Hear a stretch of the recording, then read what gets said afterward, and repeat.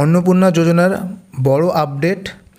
এই ভিডিওটা তাদের জন্য যাদের অন্নপূর্ণা যোজনার স্ট্যাটাস চেক করতে পেমেন্ট ফেলিয়ার এই স্ট্যাটাসটা দেখাচ্ছে।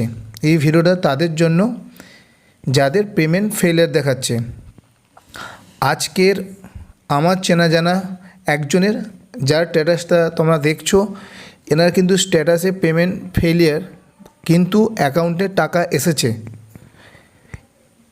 এই পেমেন্ট ফেলিয়ার হওয়ার কয়েকটা কারণ রয়েছে।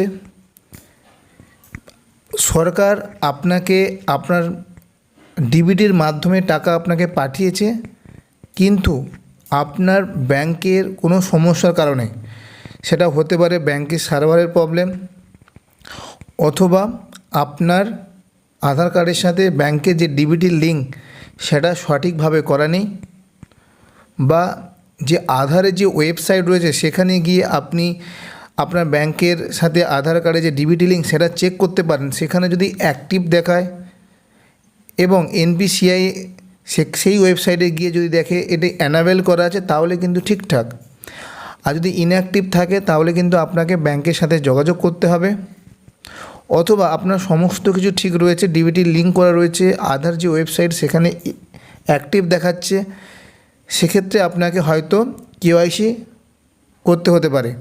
কিন্তু আজকের যাদের স্ট্যাটাস পেমেন্ট ফেলার হয়েছিল তাদের কিন্তু অনেকের টাকা ঢুকেছে। আমি এর আগে একটা ভিডিও বানিয়েছিলাম এর উপরে, আমার অনেক সাবস্ক্রাইবার কিন্তু কমেন্ট করেছে তাদের আজ 12টা 1টা এবং 3টের নাগাদ কিন্তু তাদের ম্যাক্সিমাম সবার টাকা ঢুকেছে।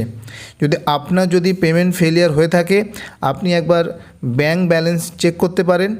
এবার যদি কোনো কারণে টাকা না আসে, তাহলে আমি যেগুলো বললাম সেগুলো একবার অনলাইনে চেক করে নিন যে ডিবিটি লিঙ্ক ঠিক আছে কি না, বা আধার ওয়েবসাইটে গিয়ে ওখানে অ্যাক্টিভ দেখাচ্ছে কি না। আর যদি এগুলো ঠিক থাকার পরে যদি না আসে, তাহলে আপনি কেওয়াইসি করবেন। কিন্তু পেমেন্ট ফেলিয়ারদের কিন্তু টাকা ঢুকছে, এটা কনফার্ম। আমার চেনা পরিচয় কাছেরই একজনের কিন্তু টাকা ঢুকেছে। তো আপনি একবার চেক করে নিন যে আপনার টাকাটা এলো কি না। যদি এসে থাকে অবশ্যই কমেন্ট করে জানিও। আজকে এই পর্যন্ত, টাটা বাই বাই, সবাই ভালো থাকবেন।